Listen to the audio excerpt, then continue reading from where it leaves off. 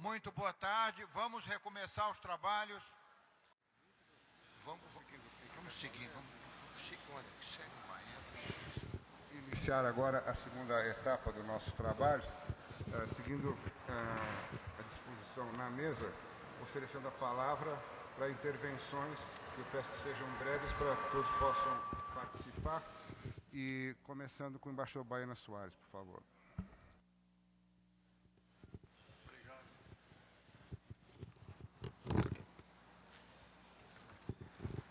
Obrigado. Eu tenho pouco tempo, já sei, para lidar com as ideias, que aqui são muitas. Essa primeira rodada foi muito estimulante. Há coisas que mereceriam maior reflexão no debate. Mas nessas condições eu vou me restringir a comentar 3 pontos. E todos três têm que ver com o trabalho do Dr. Flávio Conder Comparato, pelo qual tenho grande consideração, li com todo interesse o seu trabalho, é fértil de ideias, e permito-me discordar. Eu quero, a primeira ideia é da mudança do status, a soberania, os estados, os bens inapropriáveis. São 3 temas que eu gostaria de comentar. Primeiro, que eu não vejo os fatos justificarem essas afirmações. O Estado não desapareceu. O Estado, são 192 nas Nações Unidas, a fragmentação da União Soviética, a fragmentação da Iugoslávia. Os Estados, ao contrário de diminuírem, aumentam em número. E, mais recentemente, nós temos o País Basco, que tenta deixar a situação ou a condição de autonomia regional para tentar criar um Estado. Por meios ilegítimos, certo, mas o objetivo é um Estado.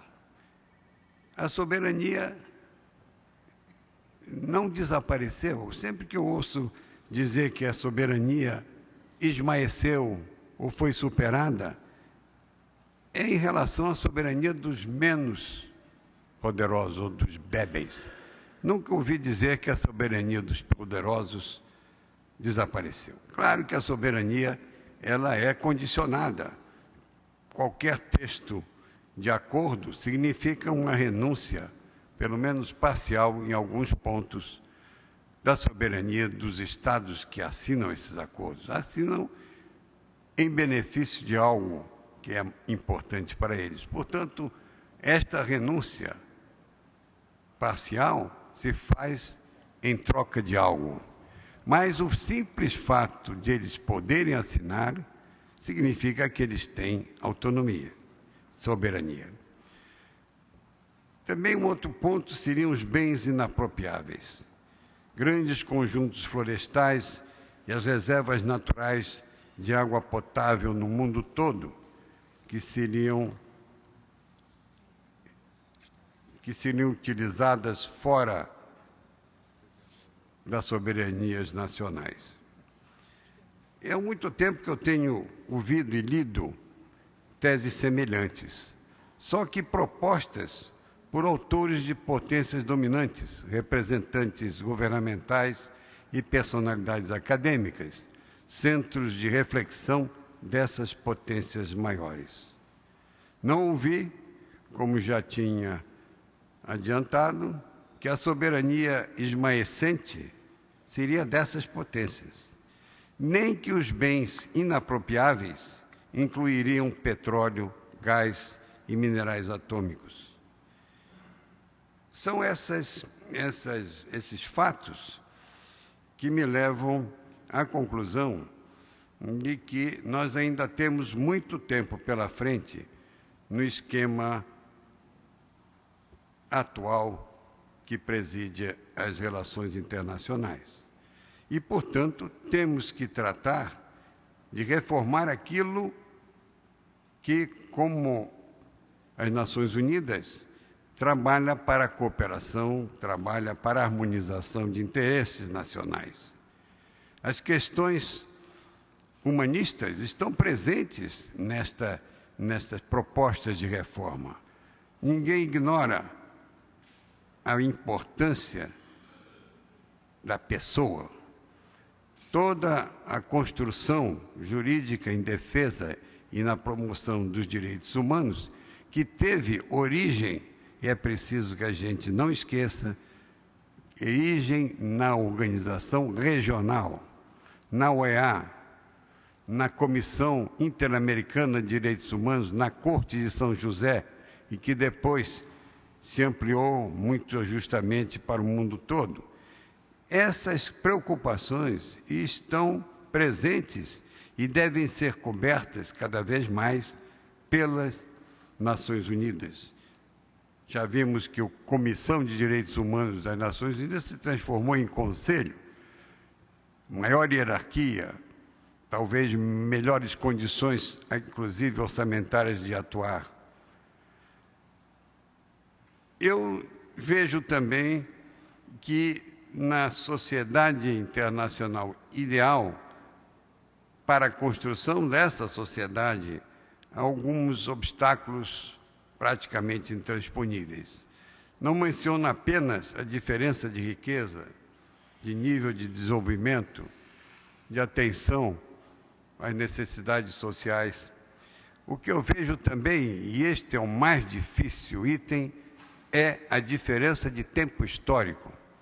Alguns países estão na vanguarda do século XXI, outros mal saíram da Idade da Pedra. E essas sociedades não têm condições para se igualar.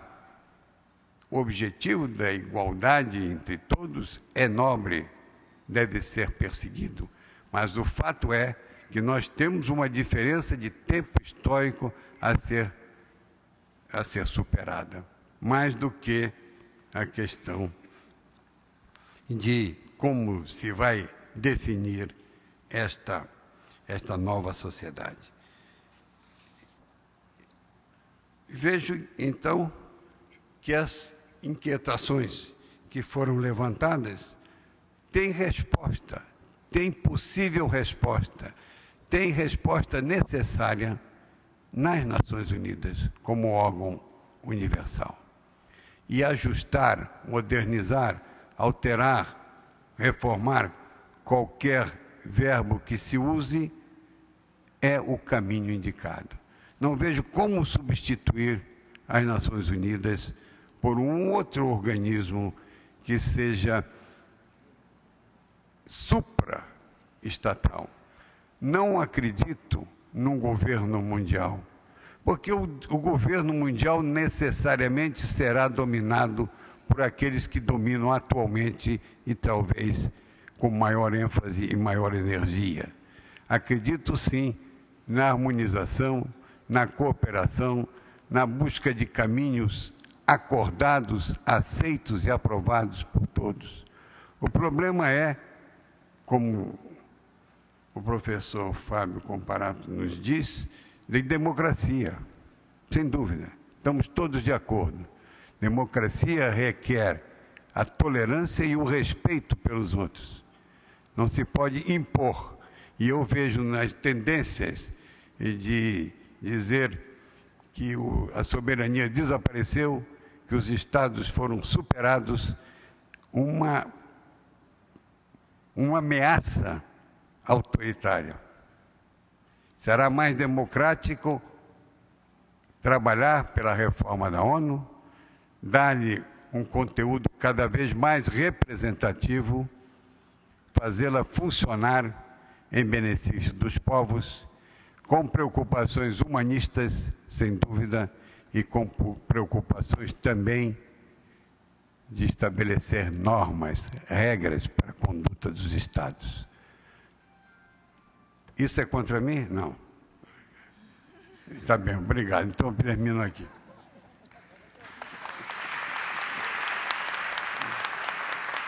Embaixadora Maria Luísa, comentários. Eu gostaria de iniciar os comentários por concordar com o que foi dito aqui, de que a ONU combina utopia e realismo, né? A utopia de um mundo melhor, da prevalência dos direitos humanos, do direito internacional, da promoção do desenvolvimento, com o realismo do reconhecimento das realidades de poder. E o que se quer hoje, o que se busca hoje é justamente essa ideia de adequar a ONU e o seu Conselho de Segurança, que exprime por excelência essa realidade de poder, a uma nova configuração que está se construindo de poder internacional. E daí essa tensão entre os que querem participar desse conselho, né? Se a ONU fosse uma empresa, e nós, os associados, é claro que o Brasil gostaria de estar no conselho diretor da empresa e não apenas participar como um acionista minoritário que não pudesse influir nos desígnios da empresa, nos destinos da empresa. Então, acho que é natural essa nossa busca por uma participação maior nas instâncias decisórias internacionais como um todo, no plano econômico, o G20 financeiro, por exemplo, na OMC ou em outras esferas, e, portanto, também no Conselho de Segurança das Nações Unidas. Eu queria retomar também a observação do ministro Carlos Sérgio Duarte, que lembrou que o tema está na agenda.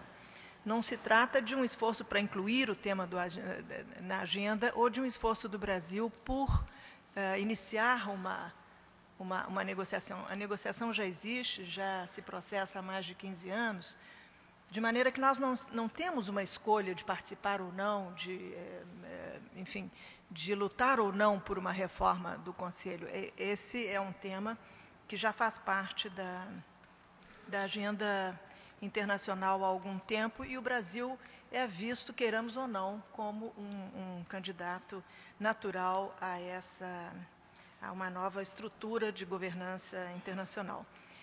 Em relação aos demais aspectos da reforma da ONU, eu tenho a impressão de que o Brasil continua empenhado numa reforma da Assembleia Geral, continua empenhado em que o ECOSOC possa assumir ou resgatar a sua função de pensar e discutir os grandes temas econômicos internacionais, mas isso se dá contra enormes resistências dos países desenvolvidos, dos Estados Unidos, das potências europeias, que preferem operar em relação a esses temas nos fóruns em que detêm o poder decisório, como o FMI e o Banco Mundial. Mas houve sim um esforço bem sucedido, a partir até de uma proposta brasileira. O próprio presidente Lula, no ano passado, na Assembleia Geral, propôs que o ECOSOC realizasse uma reunião de alto nível para discutir a questão da crise financeira. E essa reunião ocorreu em abril, e ocorreu inclusive como uma preparação para a conferência que se realizou em junho da Assembleia Geral, em que a Assembleia pôde não só discutir em alto nível a questão da crise financeira, mas também emitir um documento que foi consensual, um documento bastante significativo, com propostas e com ideias, e do qual nós, Brasil, a delegação brasileira, participou ativamente, mas também contra fortes resistências dos países que preferem que a ONU não se dedique a tratar desses temas.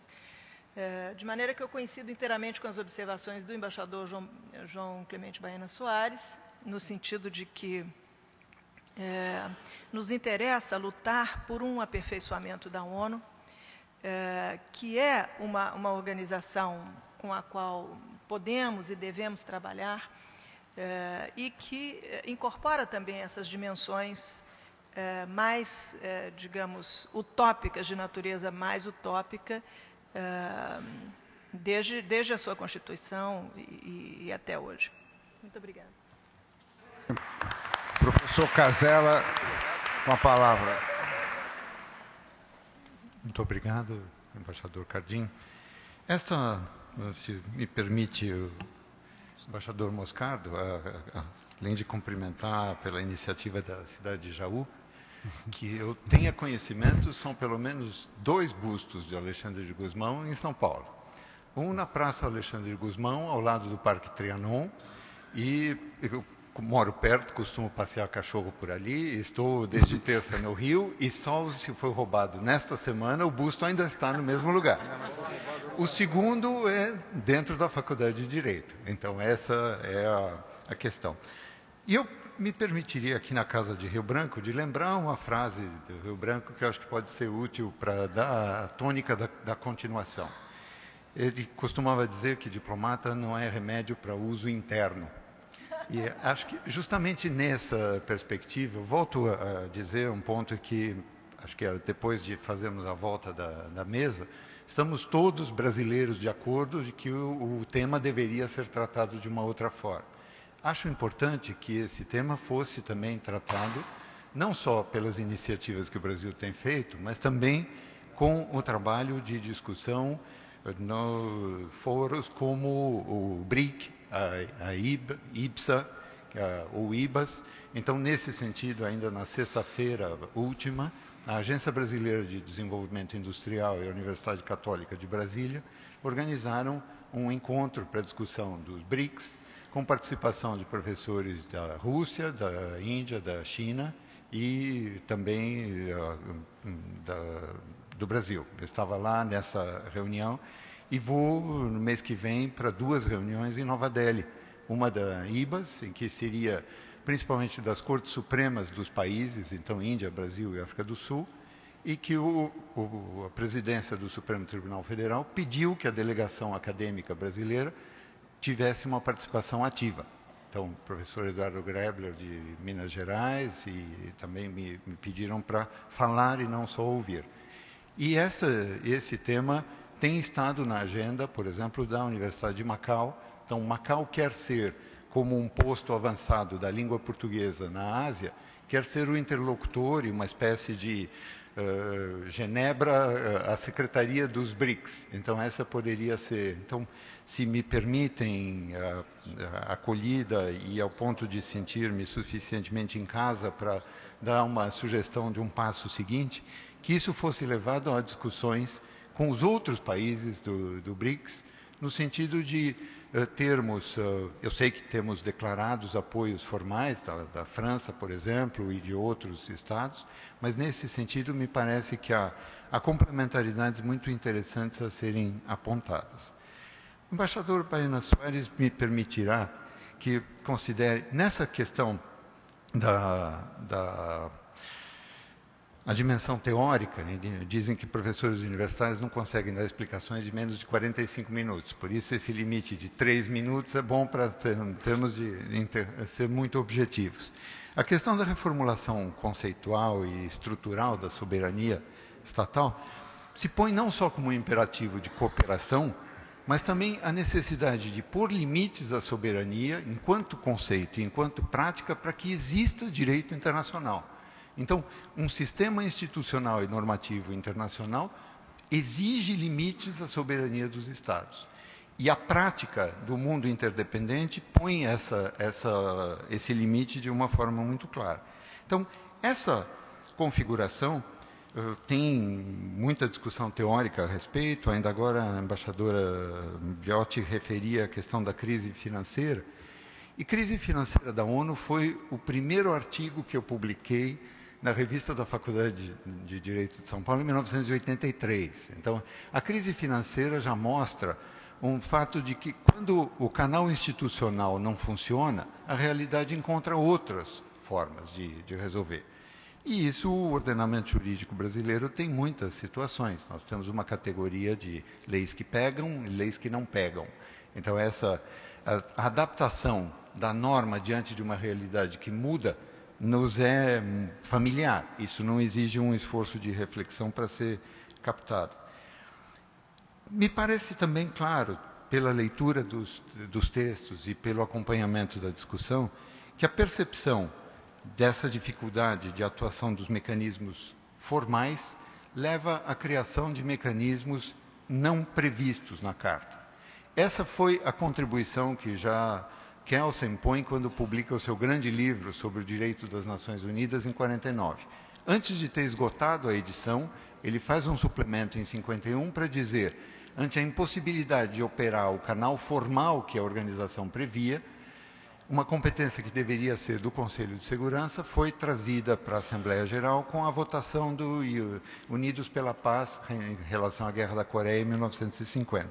Então, essa matéria da percepção do veto e da busca para remediar, não me parece possível extinguir, porque esse foi justamente o que matou a experiência da Sociedade das Nações. Então, não me parece viável pretender que isso seja colocado em pauta.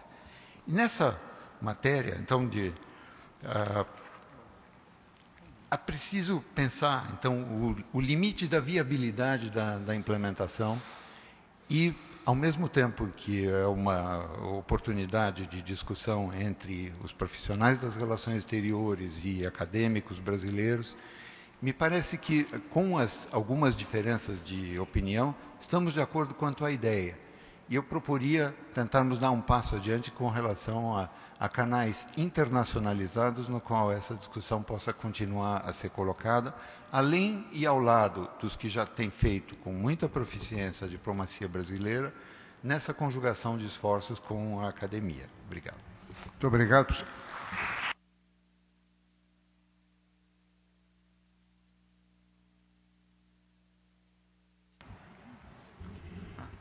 Obrigada. Eu queria ter dois comentários. Eu queria retornar à questão da soberania, não numa discussão de 40 minutos acadêmica, mas um pouco para contextualizar a partir de que perspectiva eu estou falando. Estou falando da ONU como a organização jurídica responsável pelo sistema de segurança coletiva, né?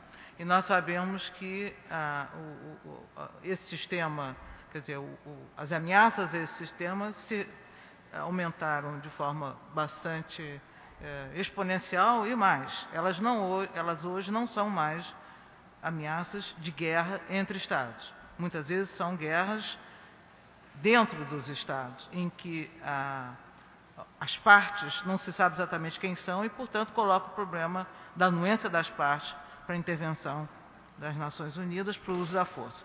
Portanto, a questão que eu acho que é crucial, e por isso que eu falo de soberania, tem a ver com a autorização do uso da força.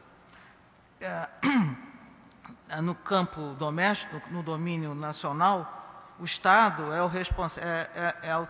o soberano porque ele decide a exceção, ele decide como e quando se usa a força, né? Então, desse contexto, eu acho que independentemente das características da ONU, independentemente da sua dimensão cosmopolita, universal, há uma questão de natureza prática, né? Quem vai decidir o uso da força? Quem vai decidir que aquela é uma situação passível de uma intervenção de acordo com o capítulo 7? Quem decide isso é o soberano, que decide a exceção. Me parece que, nas condições atuais, a única instância que tem condição de decidir é o Conselho de Segurança. É por isso que o Conselho de Segurança tem de ser reformado, porque o próprio sistema de segurança, o sistema de segurança coletiva se modificou. Se isso vai ser possível ou não, não sei. Mas eu certamente não posso dizer que eu não posso pedir um voto de delegação da humanidade para decidir o uso da força. Vai ter de ser um agente, e esse agente é o Conselho de Segurança. Eu acho que há um problema na política prática. Não que eu seja favorável à soberania absoluta, mas é que é uma questão de agência política. E diante da mudança do que hoje são as situações de grave conflito, né, em que as Nações Unidas atuam. Eu estou pensando nas Nações Unidas desta perspectiva, né? E é por isso que eu acho que a reforma, independentemente se acontecer ou não, o aumento da representação do Conselho é crucial, né? A não ser que se encontre uma outra maneira de que se possa delegar, né, votar, se delegar, senão é a que nós temos. A outra questão que eu queria chamar a atenção tem a ver com o Brasil e com as credenciais do Brasil. Nós falamos muito aqui das credenciais brasileiras, né? Vários de nós tocamos nessas questões. A questão é, o que o Brasil quer no Conselho de Segurança, como membro permanente? Uma vez um analista alemão me perguntou isso. Eu fiquei pensando, enfim, eu falei, eu não sei se tem muita coisa. Eu tive de pensar, enfim, eu sei por que o Brasil, as credenciais do Brasil, mas eu não sei o que o Brasil quer lá, ao chegar lá. E ele ainda comentou, a Índia quer chegar lá. O Brasil só quer chegar lá ou é além disso, né? Eu acho que o ministro Carlos, que afinal de contas, né, você me citou, eu acho que ele fez uma observação extremamente importante. Quer dizer, o Brasil, além das suas credenciais, o Brasil se diferencia pelo aquilo que ele pode fazer.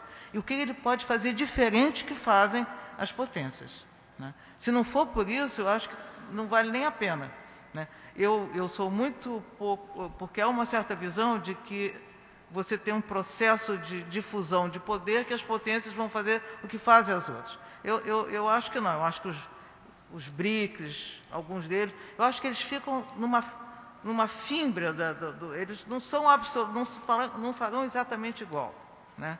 Eu não acredito que o sistema liberal fundado pelos Estados Unidos tenha essa capacidade de incorporação. Eu acho que vai fazer diferente, né? Eu acho que o Brasil pode ter uma contribuição nesse sentido, de ressignificar exatamente o que é a questão né, do uso da força e no sentido de toda a dimensão da construção pós-bélica, que eu acho que é exatamente o que o Brasil está fazendo no caso do Haiti. Está ressignificando um mandato, que é um mandato por via do artigo 7, transformando numa construção, né, de cooperação, etc. Então, eu acho que não são só as credenciais brasileiras, é o que o Brasil vai fazer quando chegar lá. Obrigado. Muito obrigado. Embaixador Piragibe, por favor, em breve.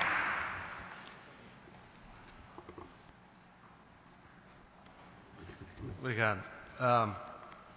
Eu queria só retomar o aspecto dois aspectos. Um da negociação propriamente da reforma do Conselho e salientar o caráter bastante singular dessa negociação. Porque a diferença de outros tipos de negociação, e eu inclusive participei delas, por exemplo, na área comercial, no Conselho você não negocia, nessa reforma você não negocia interesses comerciais que são mensuráveis. Você negocia interesses políticos, você negocia fatias de poder. E aí a pergunta é, o Brasil para entrar no Conselho de Segurança, qual o preço que ele estaria disposto a pagar nessa negociação? Existe um preço? Bom, aparentemente, e aí a busca de respostas para isso, aparentemente, o Brasil tem sido mencionado como um possível participante no Conselho Permanente Ampliado, no Conselho de Segurança Ampliado, porque ele teria a trazer para as Nações Unidas uma grande capacidade de conciliação, de atuação nos países em desenvolvimento. Capacidade essa que se traduziria não só em cooperação para ajudar ao fortalecimento institucional desses países, mas também usando até mesmo a sua capacidade militar, como nós temos o exemplo hoje no Haiti. Isso é de grande interesse dos P5, dos países, dos membros permanentes do Conselho. É mesmo por uma razão, diria, econômica. Está custando um pouco caro hoje em dia tratar de tantos conflitos no mundo e o envio de forças para resolver esses conflitos. Os americanos tentaram isso nos anos 90, se embrenharam em vários conflitos e saíram muito chamuscados disso, e em razão disso, inclusive, é que eles voltaram a se interessar por uma, não diria uma reforma propriamente do Conselho, mas uma abertura do Conselho a terceiros países, de maneira a fazer com que essa responsabilidade pela resolução dos conflitos também fosse dividida com outros. Daí, no Conselho começaram a surgir grupos de amigos, e o Haiti foi um dos primeiros, Timor-Leste teve outro, o Brasil participou desses grupos de amigos e participa hoje também. Isso pode ser até um balão de ensaio para saber se os países que participam dos grupos de amigos têm algo importante a contribuir e, quem sabe, se a contribuição for bem recebida, isso lhes dará credenciais para, numa possível reforma do Conselho, depois pleitear um assento permanente e reconhecido pela maioria dos Estados-membros das Nações Unidas. Então, esse é um aspecto que é complexo de resolver, diria eu, é um processo que envolve não só a atuação dentro das Nações Unidas, em suas diferentes atividades, mas também fora das Nações Unidas. À medida em que o país começa a se projetar em diferentes cenários, econômico, financeiro, militar, entre outros, sua participação começa a ser notada e isto aumenta, sem dúvida alguma, as suas credenciais para participar do Conselho de Segurança. E por último, e esse é um ponto que talvez no Brasil essa questão ainda não esteja bem equacionada, é o interesse da sociedade em geral, que isso deve ser também avaliado. E isso é avaliado pelos demais parceiros nas Nações Unidas. Se o Brasil não apresentar de maneira convicta seu pleito para um assento permanente no Conselho, que seja embasado, sustentado numa convicção de sua sociedade, é um ponto que poderá ser explorado contra a pretensão brasileira. Muito obrigado. Muito obrigado. Professor Wagner Menezes.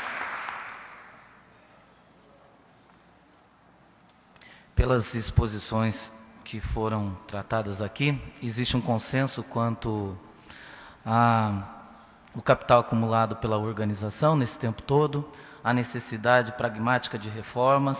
Essa reforma ela já está em discussão há algum tempo. Reforma no Conselho de Segurança, na estrutura administrativa e tudo mais. Agora, se chega a uma encruzilhada onde se tem uma dúvida no seguinte sentido: respeita-se a ONU ou usa-se a ONU?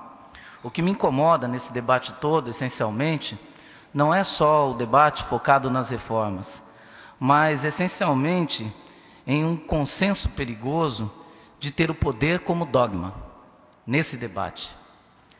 O poder como dogma justifica os interesses e torpedeia o principal sentido da organização, que surge com base em um pensamento filosófico, idealista sem dúvida, mas não ingênuo. Ou seja, o que se quer e o que se espera de uma reforma das Nações Unidas, porque assim é ela, assim é a sua essência, é a implementação de uma discussão sobre um idealismo não ingênuo. Esse idealismo não ingênuo passa por uma leitura da sociedade contemporânea, o que ela é, o que nós somos. A ONU é reflexo daquilo que nós somos, até onde nós conseguimos chegar.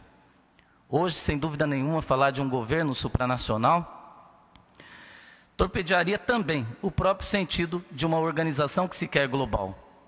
Poderia se pensar e se discutir em uma união de povos com igualdade de interesses e de direitos. É claro que nossa visão imediatista, nesses 60 anos, nesses pouco mais de 60 anos, não nos permite enxergar nesse tempo o conjunto de transformações importantes que a ONU induziu para a sociedade contemporânea. Antes dela, nada existia, em termos de discussão para resultados universalizantes para as ações dos Estados. Agora, nós temos uma solidariedade. E essa solidariedade é plasmada nos vários documentos que foram assinados ao longo das reformas. Eu gostaria, sim, de continuar falando de liberdade, de igualdade, solidariedade, tolerância, meio ambiente, paz, segurança, desarmamento, responsabilidade compartilhada. Porque isso foi positivamente materializado na Declaração do Milênio, no bojo das discussões sobre a reforma das Nações Unidas. Não me parece que aceitar uma visão conformista de que, se o Conselho de Segurança tem o poder de veto e engessa todas as decisões dos órgãos das Nações Unidas, automaticamente a possibilidade de alguma mudança substancial e profunda, ela estaria afastada, porque ao final os 5 membros do Conselho de Segurança iriam vetar qualquer tipo de mudança. É justamente contra essa perspectiva, lá no passado, que se voltou Rui, que se falou tanto aqui em 1907, quando defendeu a igualdade entre os Estados. Se ele aceitasse aquele status quo, até hoje, o princípio da igualdade, esses valores da igualdade, talvez teriam se perdido no tempo, e sequer nós estaríamos discutindo democraticamente a possibilidade de uma reforma das Nações Unidas. O mundo realmente está mudando. O mundo atravessa uma transformação em busca de um pensamento universalizante. Volto a insistir, existe uma ameaça conjunta e comum a todos os seres humanos. Daí a importância de uma organização que atente para essa perspectiva. E eu acho que, junto com a perspectiva de se defender, sem dúvida nenhuma, a inclusão do Brasil no Conselho de Segurança futuro, mesmo que sem, e os debates até agora sobre a reforma das Nações Unidas levou a isso, sem o direito de veto, em nenhum momento, já que se fala tanto em poder, se falou nessa questão que todas as reformas das Nações Unidas, todas as discussões sobre a reforma das Nações Unidas, se falou na ampliação do direito de veto e sim na manutenção desse direito de veto, atentando para o fato de que é o direito de veto que causa essas incorreções e que emperram a sociedade de avançar, não para um mundo utópico, mas para um mundo real e permissivo de uma igualdade entre os homens, que eu gostaria de fechar essa exposição defendendo então um posicionamento pragmático, idealista, não ingênuo, do Ministério das Relações Exteriores, do Itamaraty nas negociações. Mantemos sim o nosso posicionamento. Nós temos sim direito a uma vaga no Conselho de Segurança, mas poderemos acrescentar e temperar e apimentar essa discussão com princípios que sempre nortearam e marcaram a atuação do Brasil no plano internacional. Quem sabe defendendo o fim do direito de veto, como ingrediente diferenciador e justificador da nossa participação nesse Conselho de Segurança. Lembrando o pensamento do poeta Mário Quintana, que eu volto a trazer aqui, que serve um pouco de parâmetro para esse pensamento. Se as coisas são inatingíveis, não há razão para não querê-las. Que tristes os caminhos, se não for a mágica presença das estrelas. Muito obrigado. Professor Peixoto. Professor Peixoto, por favor. Obrigado. Alguns comentários sobre 3 pontos que foram tratados aqui. O primeiro deles diz respeito ao seguinte. É curioso observar que ao longo do tempo, os fatores de desunião existentes no mundo se acentuaram. A emergência de novas áreas, África, Ásia, a difusão de um certo número de religiões que até então estavam restritas a um espaço geográfico determinado, ao mesmo tempo que os fatores da interdependência também se acentuaram. E esse é o mundo que nós vivemos. A necessidade da interdependência existe e os fatores de desunião são mais fortes hoje do que eram há algum tempo.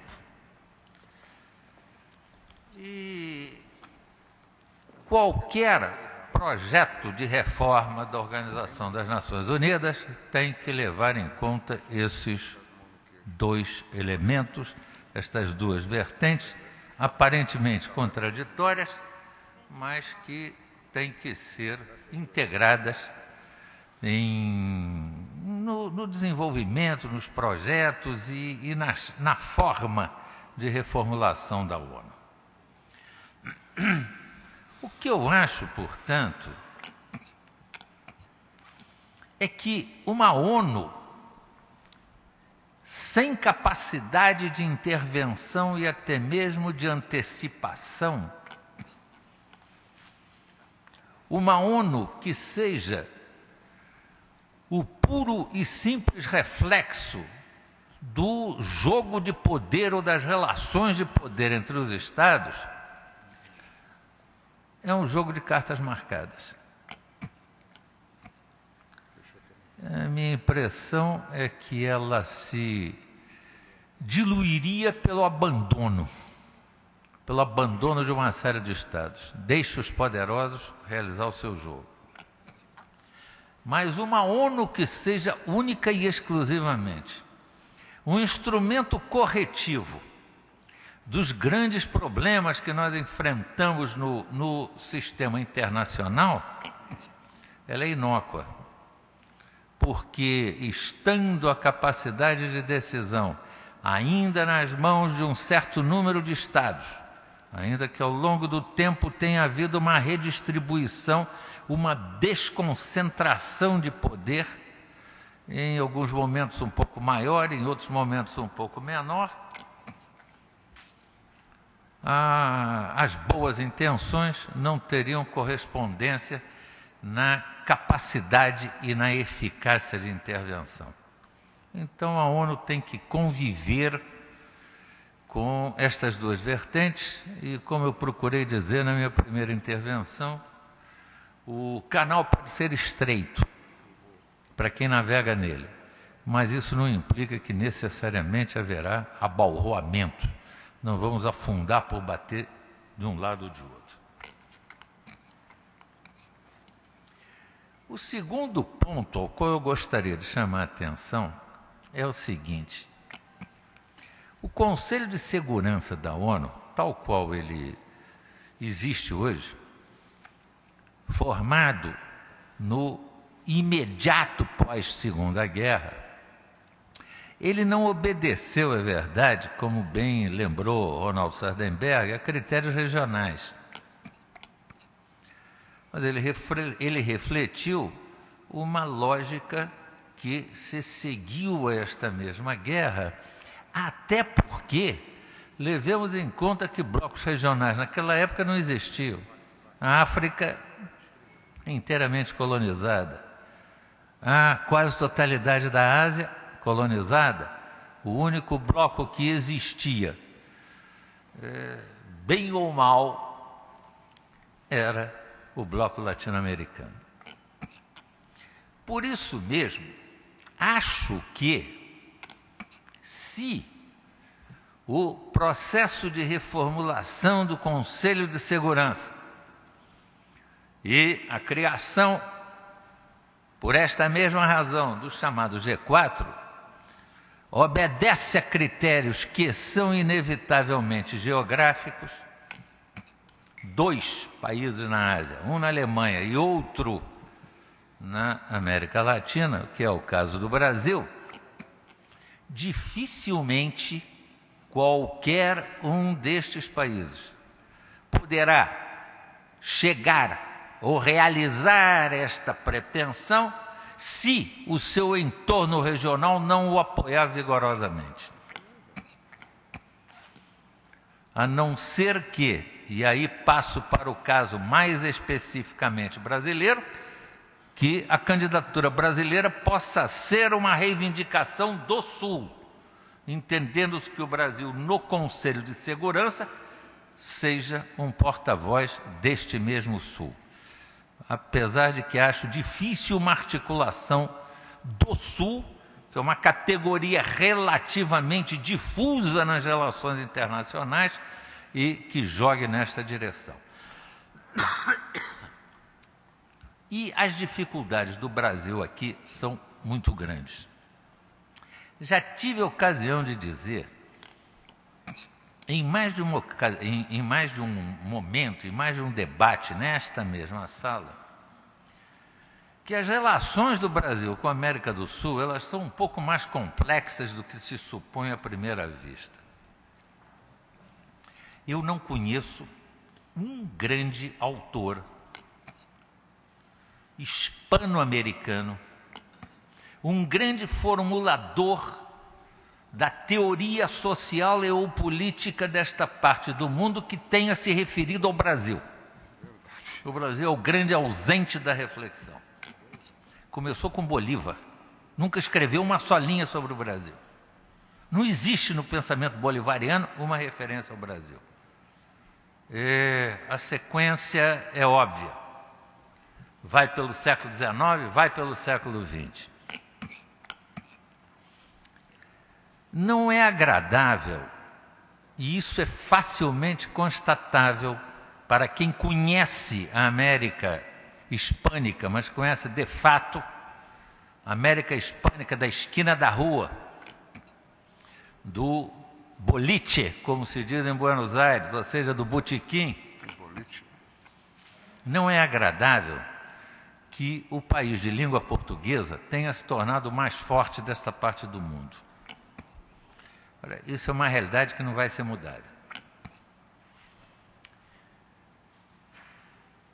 As diferenças, portanto, que não geram simpatias, começam no plano linguístico e cultural, mesmo que consideremos que a matriz da colonização ibérica é mais ou menos a mesma. Pequenas diferenças. De um segundo ponto de vista, ao longo do tempo, foram construídas rivalidades, desafetos no sistema de relações, aí me refiro eu mais especificamente à América do Sul.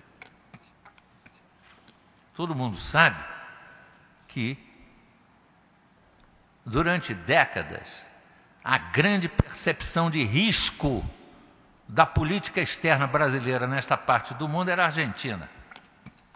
E a recíproca era verdadeira. Se foi possível eliminar esta percepção de risco no caso europeu, no quadro das relações entre a França e a Alemanha, havia um motivo muito premente para fazê-lo: a questão da paz. Não é o caso que nós temos aqui na América do Sul. Não é fácil convencer aquilo que nós poderíamos chamar a sociedade civil argentina de que o Brasil deve ter um assento no Conselho de Segurança da ONU, um assento permanente, dada a distribuição assimétrica dos recursos de poder entre os dois países. Não é fácil, é muito difícil. E isto é igualmente, ainda que em termos relativos, válido para os demais países sul-americanos. Portanto, a tarefa é árdua. Não quer dizer que não possa ser realizada. Mas o quantum de negociação, o volume de negociação que ela exigirá, que ninguém se iluda, é extremamente alto. Muito obrigado.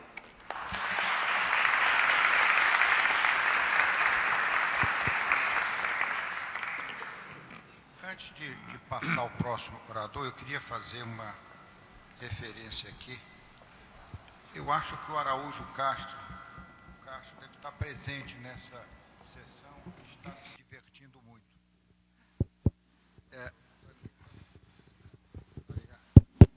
Bem, o Castro está presente aqui e está presente muito aqui através dos seus discípulos.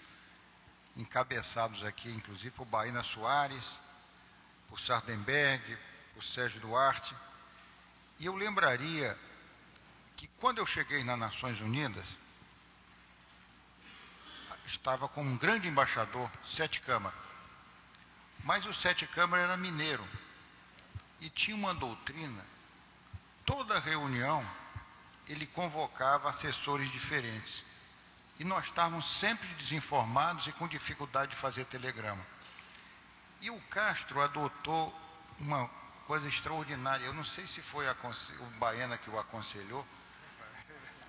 Reunia toda a raia miúda, reunia todo mundo e nós acompanhávamos o Castro a todas as reuniões. Íamos até as reuniões do grupo latino-americano, onde o Baena ia visitar a Avril. Era de Barbados, né? Mas, April. Então, ainda me lembro. Bem, mas o Araújo Castro, inclusive, nos levava a todos às reuniões do Conselho de Segurança, e nós devemos realmente muito a ele, porque ele nos acompanhava. O embaixador Celso, naquela época, ministro Celso Souza Silva, reclamava muito. Ele dizia, abria a porta e dizia, está esta meninada aí com o embaixador Castro e tal. Mas nós devemos muito ao Castro, porque ele pensava alto, ele trazia de casa telegramas e vinha pensar alto. E uma das coisas que ele dizia, me lembro dele dizer, era o seguinte: nós discutíamos o problema do veto. E aí há o problema da militância. Eu vejo aqui a militância de Baena Soares, o nosso cardeal aqui, Sardenberg, o nosso cardeal Sérgio Duarte, a militância em termos de Nações Unidas da Viotti. Ele dizia, o veto não é um problema da carta, não está na cartografia, está na distribuição de poder no mundo, está aí no território, não é a carta. Você pode fazer a carta que você quiser, mas o território no mundo, a distribuição do padrão de distribuição de poder no mundo é que vigora. Nós apenas, inclusive, procuramos aproximar um pouco, e nós devemos às Nações Unidas algo extraordinário.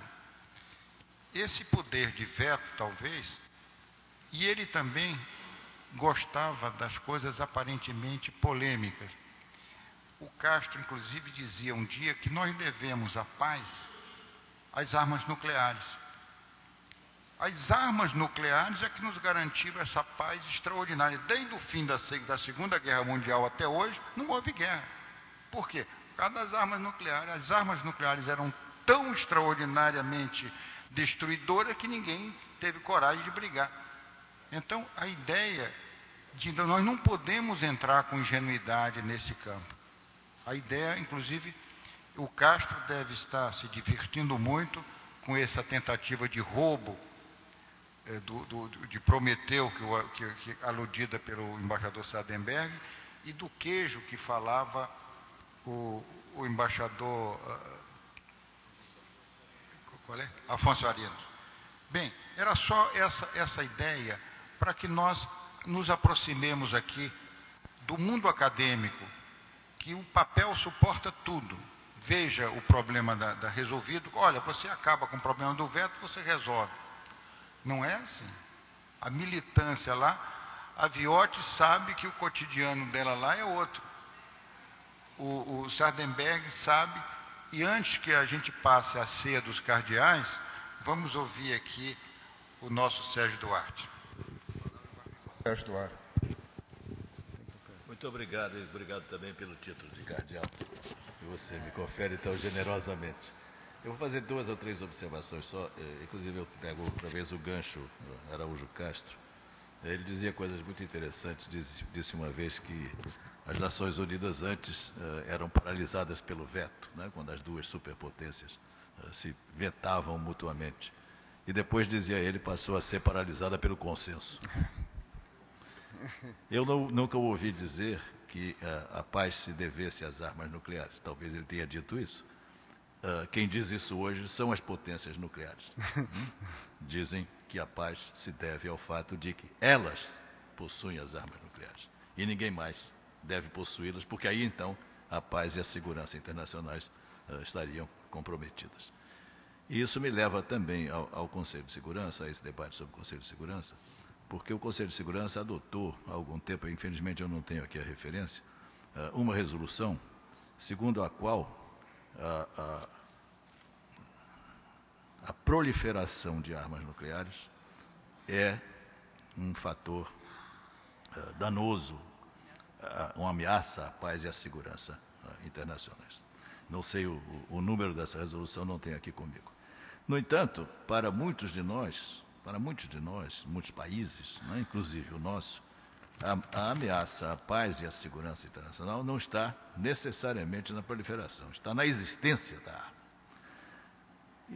O Brasil, com essa convicção, no Conselho de Segurança, numa situação de mais relevo do que um simples membro do Conselho, poderia levar esse tipo de convicção a se tornar parte das decisões do Conselho. E aí isso responde, eu acho, à pergunta que foi feita pela professora Maria Regina, a quem meu filho citou, ela em volta citou o meu filho, então agora eu a cito também. Sem medo de que ela retalie me citando, porque ela já falou. Mas eu acho que o importante, o que quer o Brasil, o que é que o Brasil quer? O Brasil quer influir, o Brasil quer estar presente numa situação que lhe possibilite influir com mais vigor, com mais força, com mais eficácia nas grandes decisões. E eu acho, finalmente, para terminar, e é também uma reflexão que já foi feita aqui, mas eu acho muito importante que ela seja reiterada.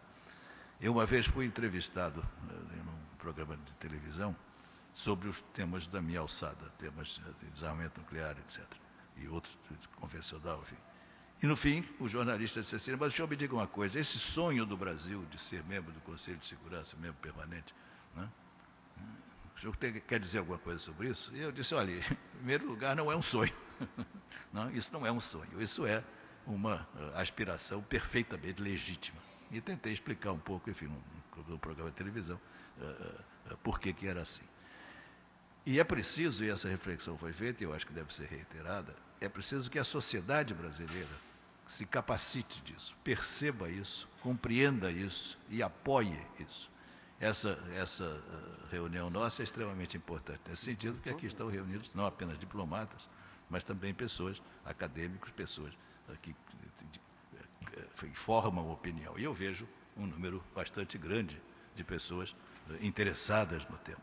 E é preciso também que os meios de comunicação brasileiros, enfim, compreendam isso e não tratem essa pretensão, que, a meu ver, e eu acho que pelo que eu ouvi aqui, ao ver de todos nós, é perfeitamente legítima e necessária, não seja tratada como um sonho, como uma aspiração descabida, como uma ingenuidade. Enfim, era isso que eu queria dizer e mais uma vez agradeço o convite para estar aqui. Muito obrigado, embaixador Sérgio Duarte. Embaixador Sadenberg, por favor. Está funcionando? Muito bem. Muito obrigado. Eu queria mencionar que o Castro, o embaixador Castro, quando ele falava na paz, ele estava falando naquela paz da Guerra Fria. Não é? E, ao mesmo tempo, ele dizia que nós não podemos nos conformar com uma paz que seja simplesmente a ausência da guerra. Que o papel construtivo do Brasil na ordem internacional justamente era buscar criar um novo tipo de paz, que fosse além da simples confrontação entre os dois países. Essa ideia, em 1968, era uma ideia revolucionária para a diplomacia do Brasil, inclusive porque nós estávamos num certo regime político que todos conhecem. Era uma posição que visava evitar aquela dicotomia entre um lado e outro, e acabou-se, o Brasil tinha mais a que se alinhar. Isso é um ponto. O segundo ponto que eu queria mencionar, que o embaixador Piragibe mencionou, e de alguma forma outros mencionaram, é a questão da sociedade. Eu acho que é a questão e a própria relevância dessa reunião. E o que eu sugeriria é que a Fundação procurasse encontrar múltiplas formas para aperfeiçoar a interação entre o Itamaraty, né, a academia, e aí a doutora Maria Regina, tão citada hoje, teve um papel muito importante em desenvolver, juntamente com a doutora Mônica Rist, eu acho que também o professor Jaguaribe, mas minha memória já não é mais o que era, teve um papel muito importante no sentido de aproximar o Itamaraty da academia. E eu tive a ocasião de testemunhar, mas também do Itamaraty, da academia e da sociedade, da opinião pública. E aí eu vejo dois instrumentos. Um instrumento é a imprensa. Eu acho que a gente poderia trabalhar a imprensa no sentido de esclarecer mais a imprensa informalmente, né? Não estou dizendo dar entrevista, não. Porque isso não, dar entrevista em geral é a imprensa que vem buscar a gente para dar entrevista. Mas nós buscarmos a imprensa, vocês, no caso, que eu não estou no Itamaraty, é bom quando a gente está fora, né? Porque a gente sempre pode dar uns conselhos, coisas que eles podem fazer, né? E outra coisa, de maneira que o Itamaraty possa recolher ideias e sondar as percepções existentes, tanto na inteligência quanto na população como um todo.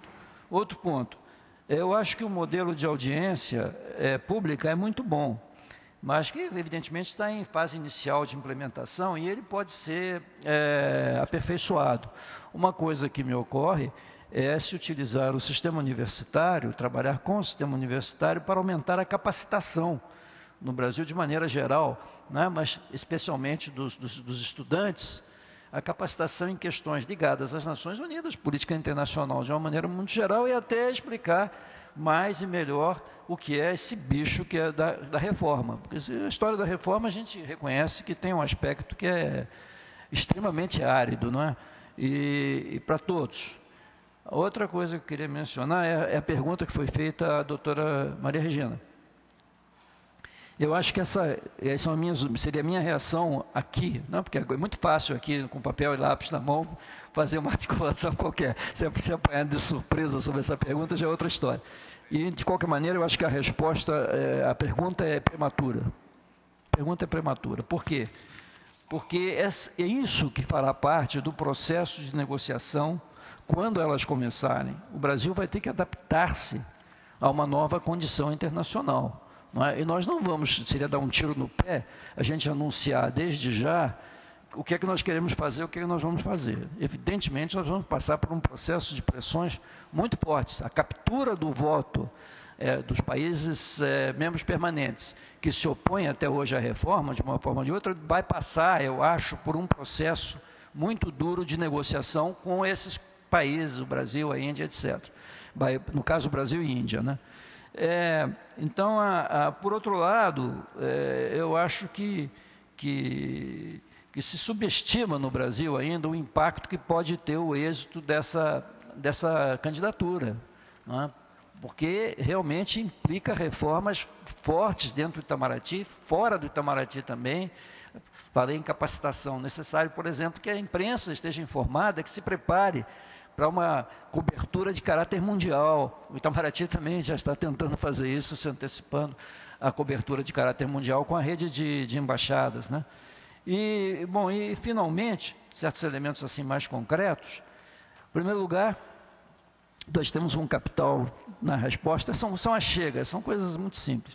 Nós temos uma capacidade acumulada, diplomática, né, que foi testada, né, e deve ser usada no futuro, mesmo na nova situação. Nós temos uma tradição de respeito à Carta, especialmente aos propósitos e princípios da Carta. Araújo Castro era incansável na doutrinação de que nós tínhamos que nos aferrar aos propósitos e princípios da Carta, portanto, artigo 2º, principalmente, de maneira a gente conseguir organizar o nosso pensamento. E eu me respeito também ao direito internacional. A crença, por exemplo, que nós sempre tivemos na solução pacífica de controvérsias. A crença que nós sempre tivemos na igualdade dos Estados, que vem de Rui. Vem da Conferência da Haia. Por isso que ele irritou tanto as pessoas na Conferência da Haia, porque a Conferência da Haia era uma conferência de países hegemônicos, que o Brasil claramente não era. De maneira que esses são os pontos. A preferência por soluções pacíficas. Por exemplo, o caso do Haiti. O caso do Haiti, que já foi mencionado, é muito interessante. O Brasil não fez parte da primeira força que foi para o Haiti. O Brasil realmente, eu acho que até se absteve na resolução, não foi? Não é que eu estava lá, mas já não me lembro. Absteve-se na resolução, o que no contexto que significava um voto negativo. Não é? Mas nós fizemos parte, sim, assumimos a liderança da segunda fase, que é essa que começou 3 meses depois do lançamento da primeira fase, que foi liderada pelos Estados Unidos. E no Brasil, a interpretação foi que nós estávamos fazendo o trabalho dos Estados Unidos. Interpretação totalmente equivocada. Isso teria sido verdade se a gente tivesse participado na primeira fase. Na segunda fase, que não é baseada em coerção direta, nós participamos. Outro exemplo, que foi mencionado aqui também, Guiné-Bissau. Quer dizer, o papel que a gente tem em Guiné-Bissau, a Maria Luísa ela é muito acanhada. Ela é presidente do grupo que está tratando de Guiné-Bissau, de buscar fortalecer a paz em Guiné-Bissau. São vários grupos que existem. Só o Brasil é presidente entre os países em desenvolvimento de um grupo desses. Significativamente, todos os outros presidentes dos outros grupos são de países desenvolvidos. Né? E mais, que está outra coisa com a qual a gente já não tem tanta familiaridade, mas o conflito que houve, posição mediadora no conflito Peru-Equador. Quer dizer, que nós fizemos um esforço enorme para mediar, para parar com o conflito, encontrar soluções e tal. Então, o que eu queria mencionar era essencialmente isso. Agora, quanto às diferenças entre o Brasil e os nossos vizinhos, eu menciono 2. Uma é que a Argentina era a potência hegemônica na região. Basicamente, era o país mais forte. Quando confundiam o Rio de Janeiro com Buenos Aires, naquela época, nós ficávamos ofendidos. E nós devíamos mais ficarmos honrados, porque Buenos Aires, a Argentina, tinha um papel internacional muito maior que o Brasil. E outra circunstância histórica é que o Brasil era império e os países todos eram repúblicas. E nós pagamos um preço alto por isso internacionalmente. Obrigado. Muito obrigado, Sadenberg.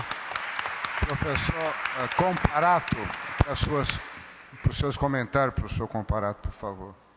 O microfone ao professor Comparato.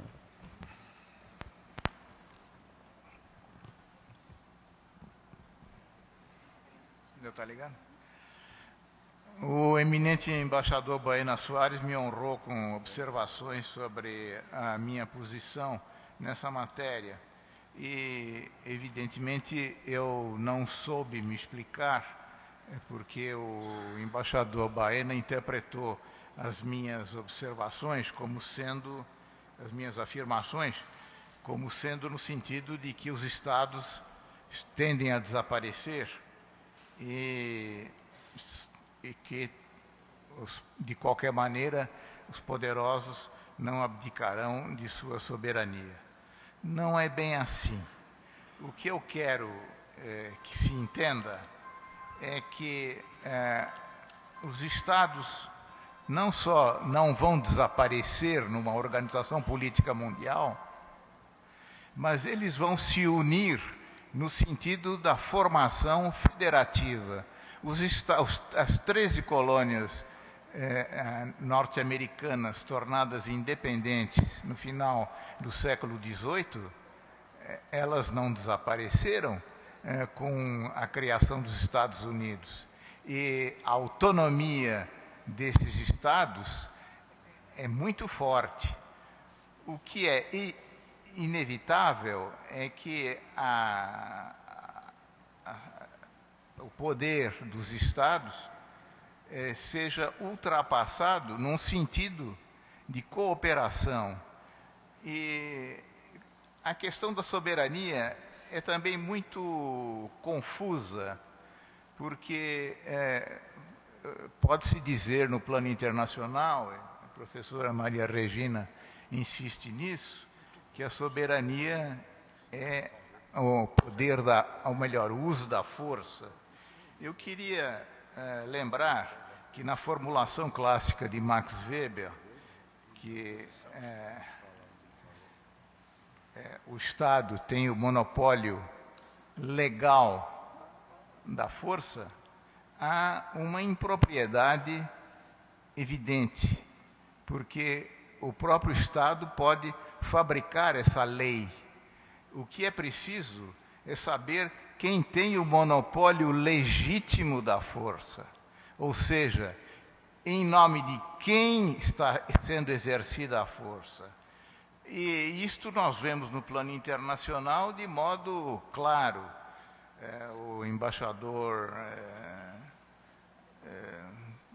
tantas vezes citado aqui, Araújo Castro, tinha toda a razão quando dizia que a Carta das Nações Unidas ela vale pelos princípios. Porque vejam, no artigo 2º, inciso 1º, diz: a organização é baseada no princípio da igualdade de todos os seus membros. Ora, se o Conselho de Segurança tem membros permanentes e membros não permanentes, não há igualdade. Ou então, como dizia Napoleon, o ditador suíno de Animal Farm, de George Orwell, todos os animais são iguais, alguns, porém, são mais iguais do que os outros. E é justamente contra esse cinismo oligárquico que nós temos que nos levantar. Eu queria também fazer algumas observações a respeito dessa questão dos bens essenciais à sobrevivência da humanidade. Por exemplo, a água e a atmosfera, enfim, pura. Eles pertencem, por acaso, aos estados em cujo território se encontram? Quando ainda não havia Estado organizado, eles pertenciam a quem? Por exemplo, a Amazônia, antes da vinda dos portugueses. Quem é que era proprietário da Amazônia? Eu acho que essa concepção proprietária, que é muito de direito privado, é absolutamente incompatível com o maior problema da humanidade hoje, que é a destruição da biosfera. Se a floresta amazônica encontra-se em grande parte em território brasileiro, é claro que nós temos uma posição preferencial em relação a ela, mas uma posição de administração e não de proprietário, que pode usar e destruir à vontade. Isto precisa ser passado para o povo brasileiro, porque o governo federal, até hoje, mostrou uma incapacidade escandalosa em reprimir a destruição da floresta amazônica. Eu queria também fazer algumas observações a respeito de direitos humanos. É preciso saber que hoje o grande avanço em matéria de direitos humanos não vem dos Estados, e é preciso reconhecê-lo, vem muito pouco de relações diplomáticas. Ele vem da pressão de organizações não governamentais. São elas que denunciam sistematicamente esse duplo jogo em matéria de direitos humanos. Os Estados Unidos, por exemplo, a partir de 1966, eles não ratificaram nenhum tratado de proteção de direitos humanos, porque consideram que isto é prejudicial à sua soberania.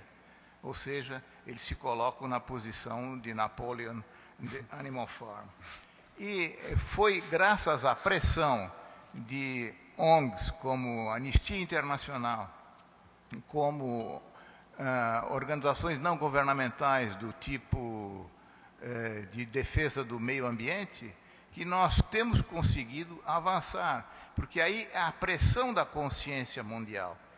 Eu insisti muito nesse ponto, porque nenhuma instituição jurídica ela pode ser eficaz se não houver um respaldo por parte da consciência ética. E este é um trabalho mundial de educação, de formação, de denúncia. Eu me rejubilo com o fato do Ministério das Relações Exteriores promover esses diálogos com, não digo o povo, porque seria muita pretensão nossa dizer que nós somos o povo, mas enfim, com alguém que está fora dos canais diplomáticos, mas eu acho um diálogo perigoso, porque nós poderíamos perguntar se realmente a política internacional do Brasil privilegia ou não privilegia direitos humanos. Nós poderíamos perguntar por que razão o Brasil não assinou a Convenção de Oslo de novembro de 2008 sobre as bombas de fragmentação. As bombas de fragmentação têm destruído a vida de milhares de crianças. 1/3 das vítimas são crianças. E o Brasil se colocou na posição daqueles países em cujo território há produção de bombas de fragmentação. Eu já não falo sobre a posição atual do Ministério das Relações Exteriores quanto à arguição de descumprimento de preceito fundamental que foi ajuizada pelo Conselho Federal da Ordem dos Advogados do Brasil a respeito da lei de anistia. Ou seja, o torturador é um criminoso político. O militar que tortura e mata o preso, ele merece a anistia. Essa posição seria muito importante para a educação do povo brasileiro. E, finalmente, eu lamento que todo o nosso esforço possa ser reduzido simplesmente ao ingresso do país no Conselho de Segurança. Em primeiro lugar, sou absolutamente contra membros permanentes do Conselho de Segurança. Em segundo lugar, mesmo que o Brasil ingressasse no Conselho de Segurança, nós teríamos alguma mudança substancial no panorama político internacional. Eu vejo isso, infelizmente, como uma espécie de parto da montanha.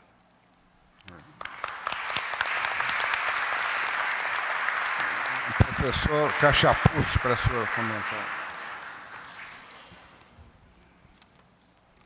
Muito obrigado.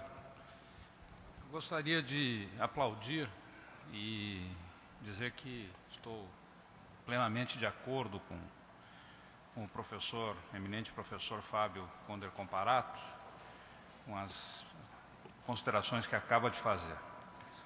Agora, acho que há muito por ser feito em matéria de promoção dos direitos humanos, há muito que o Brasil ainda pode fazer nesse campo, mas eu também gostaria de registrar que, nos últimos anos, o Brasil concluiu a ratificação de todas as convenções multilaterais de direitos humanos. Hoje o Brasil é parte de todas essas convenções. O Brasil, há 10 anos, reconheceu a competência e se submete à jurisdição da Corte Interamericana de Direitos Humanos, criada pelo Pacto de São José da Costa Rica, se submete a essa jurisdição. O Brasil aceitou a jurisdição do Tribunal Penal Internacional, ratificou o Estatuto de Roma e hoje está, inclusive, previsto na própria Constituição. A Constituição foi reformada para acolher o Estatuto de Roma do Tribunal Penal Internacional. Então, eu acho que o Brasil tem dado efetivamente um exemplo ao mundo em matéria de participação em todo o regime internacional de proteção aos direitos humanos. Mas eu concordo com Vossa Excelência que ainda há muito por ser feito.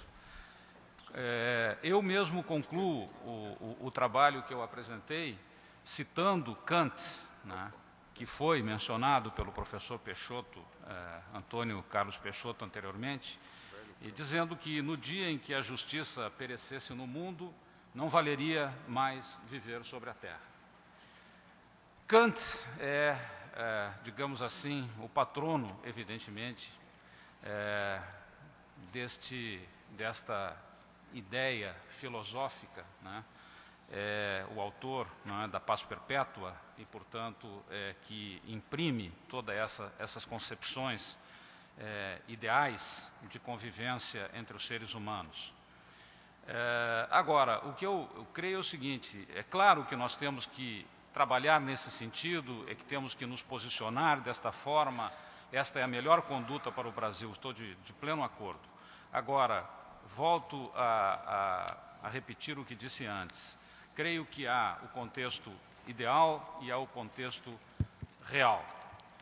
Aqui se falou muito em que o Conselho de Segurança tem membros permanentes, mas isso é uma afirmação de poder, E aqui se disse também claramente, não é uma afirmação de poder baseada em blocos regionais, é uma afirmação de poder pura e simples de alguns países que resultaram vitoriosos da Segunda Guerra Mundial.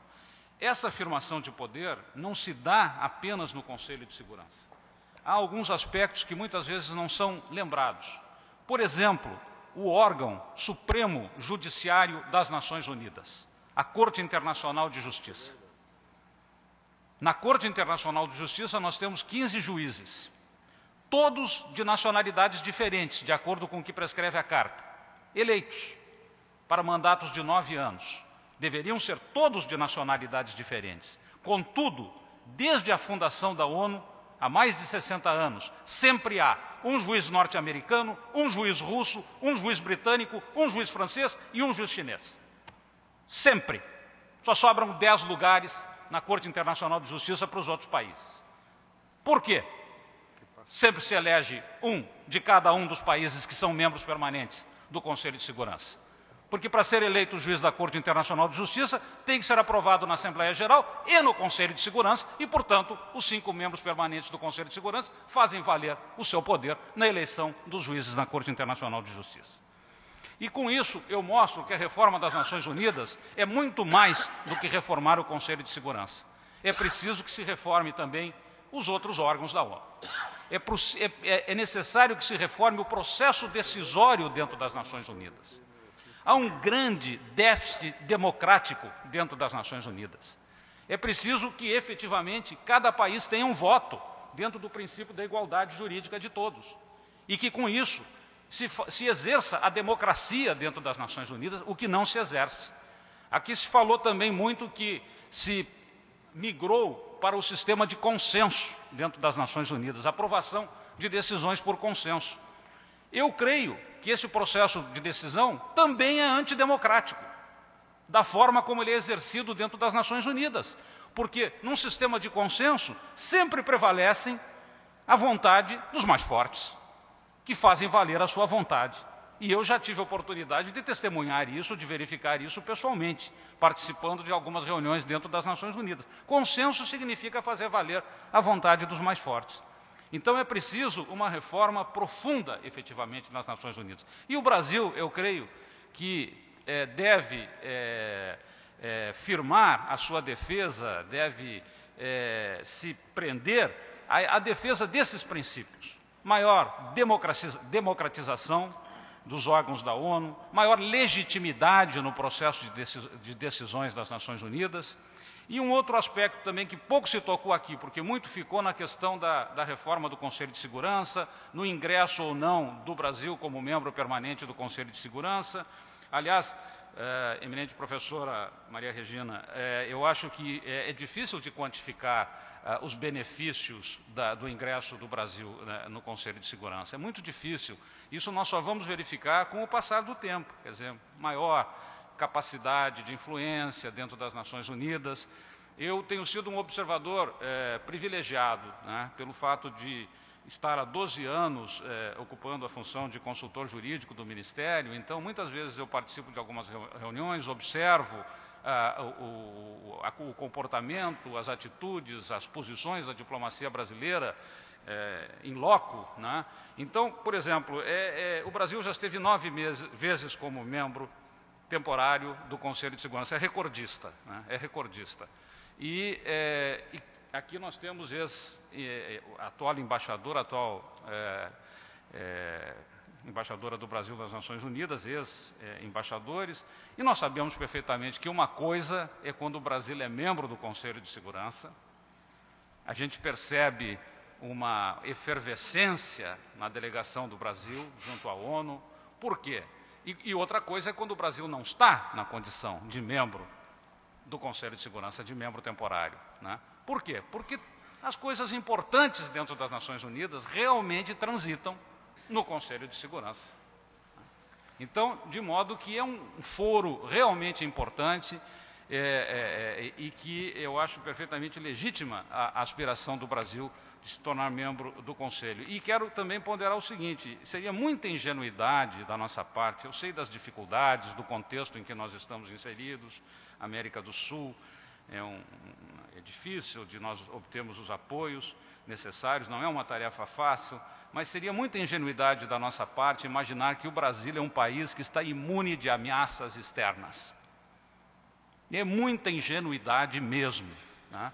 O país que tem a maior floresta tropical do mundo no seu território, que tem as maiores reservas de água doce do mundo no seu território, na bacia amazônica e no aquífero Guarani, né? Dizer que não está sujeito a ameaças externas no contexto atual em que nós vivemos é muita ingenuidade. Então o Brasil precisa estar preparado para enfrentar esses desafios. Era isso que eu tinha a dizer. Obrigado. Embaixador Barradian, para seus comentários finais.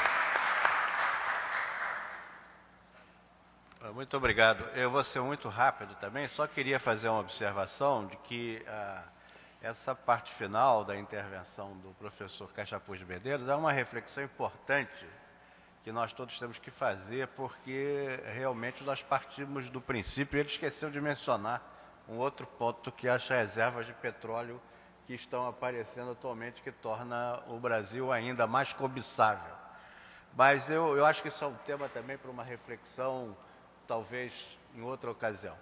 Mas eu queria só fazer referência, eu acho que foi o professor Paulo Borba que levantou o tema, a questão dos BRICS dentro do ECOSOC. Eu acho um caminho muito interessante, viu, Maria Luísa? Eu acho que pode ser explorado esse veio dentro do ECOSOC, porque é um grupo que pode se articular em temas que nos interessam muito bem e trazer muita gente para a nossa expectativa. Eu acho que eu gostaria até de registrar isso.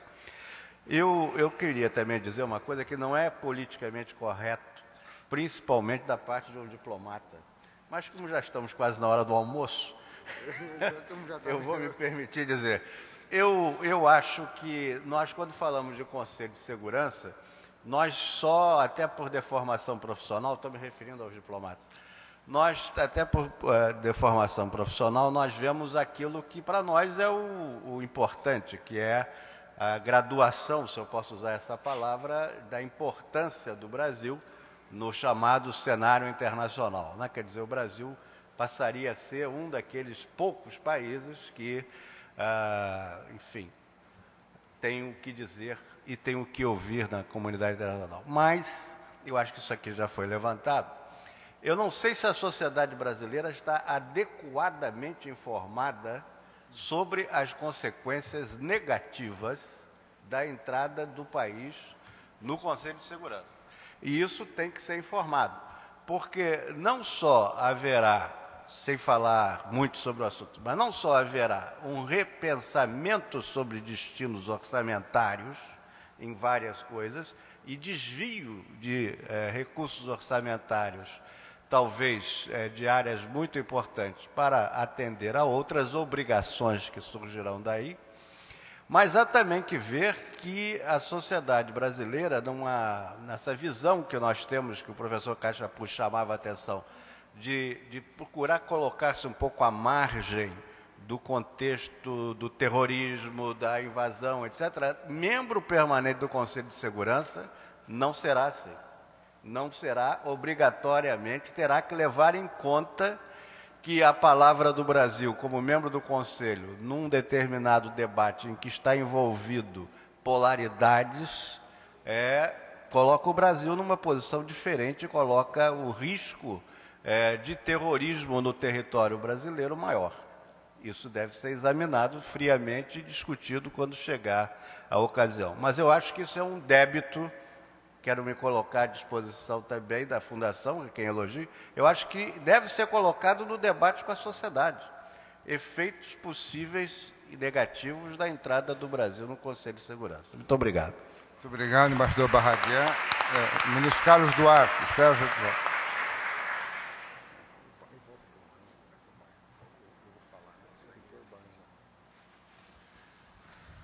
Muito obrigado, embaixador.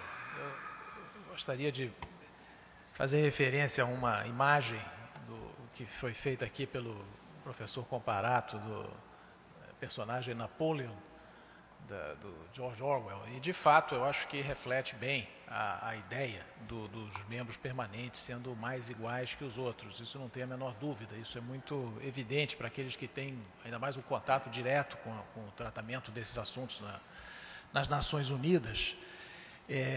E decorre do fato de que o Conselho de Segurança é um órgão soberanista por excelência. É claro que os nomes dos membros permanentes estão lá na Carta. E não há dúvida que a soberania dos membros permanentes não será contestada. O que poderá haver algum tipo de limitação é justamente na soberania dos outros países, mas não dos membros permanentes. E eles estão protegidos justamente pelo veto. Então, com certeza, não acontecerá nada contra a vontade deles. Isso faz parte da própria estrutura do Conselho de Segurança. E não apenas o veto, como também a permanência é algo que garante aos membros permanentes, além dessa proteção do veto, a permanência garante a eles uma influência muito maior na discussão e na própria no estabelecimento da agenda internacional.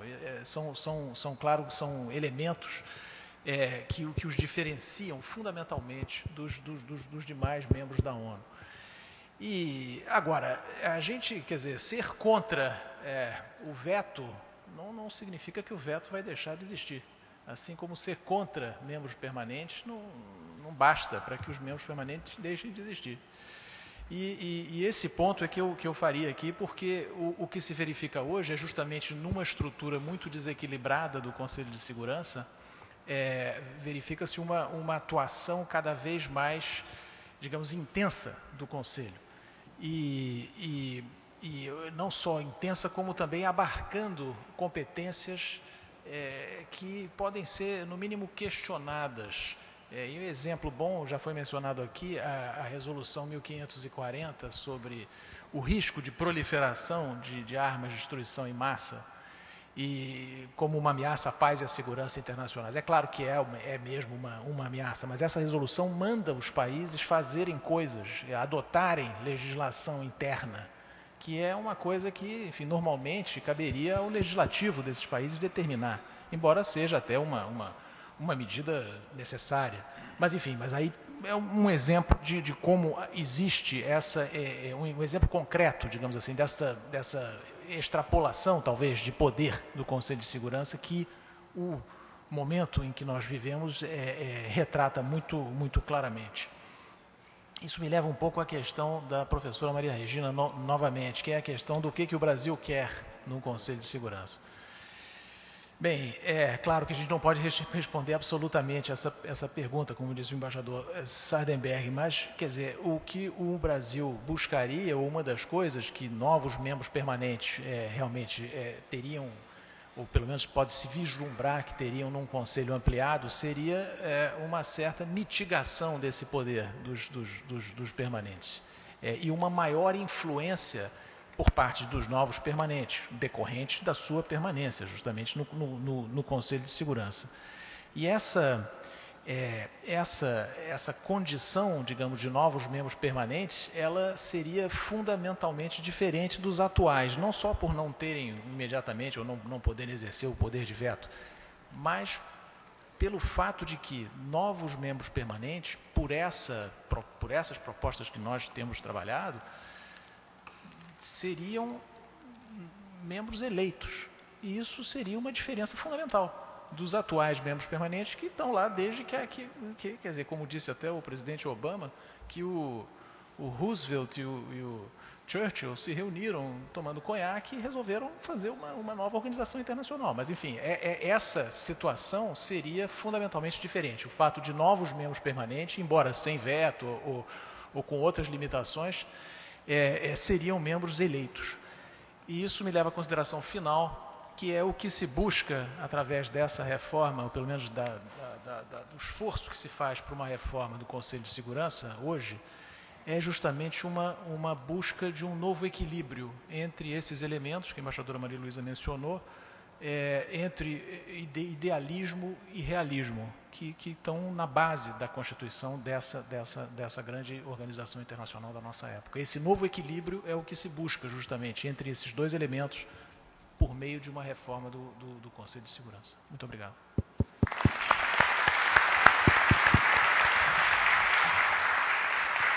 Bem, chegamos ao fim. Nós já ouvimos aqui os cardeais. O cardeal Sardenberg, antes da ceia dos cardeais, recomendou o projeto Orelhão, que a gente prossiga escutando, o que foi também apoiado pelo cardeal Sérgio Duarte e pelo Barradian. Agora, eu pediria, o Baena me reclamou como cardeal Camerlengo, né? Um minuto antes da ceia dos cardeais. Obrigado e perdoe atrasar o almoço. É que eu queria agradecer ao professor Fábio Comparato as observações, os comentários que me trouxe. Gostaria de dizer que a nossa conversa sobre visões distintas poderia se processar e levaria algum tempo, mas com grande prazer da minha parte. Agora, a razão principal é que ele levantou um tema, eu não falo, evidentemente, não tenho autoridade para isso, não falo em nome do governo, mas falo sobre as bombas de fragmentação. Esse tema não teve a repercussão na opinião pública devida. Eu lhe digo que é um ponto da nossa convergência.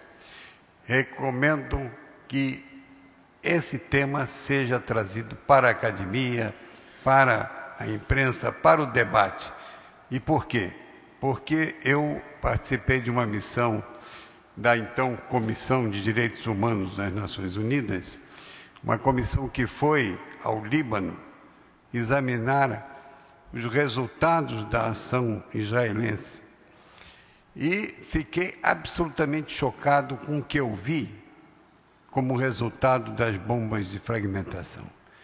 Não somente vi, mas experimentei um ambiente, porque fomos ao campo, naturalmente num caminho aberto, mas vi dependuradas nas árvores bombas de fragmentação. O que é que acontecia naquele tempo? As bombas caíam com impacto que pode imaginar. São bombas dentro de bombas, para quem não viu ainda, e ficavam penduradas por fitas coloridas nas árvores. E as crianças iam brincar com essas bombas. Primeira coisa. A segunda é que há campos absolutamente impraticáveis. Ninguém pode buscar a sua alimentação na agricultura naqueles campos. São intratáveis. Ninguém pode trabalhar esses campos, porque ainda há bomba de fragmentação. Se nós reagimos fortemente contra a bomba nuclear, com razão semelhante, devemos reagir fortemente contra as bombas de fragmentação. É um ponto que eu tenho prazer de dizer que nós estamos de acordo. Obrigado e desculpe, não atrasei muito.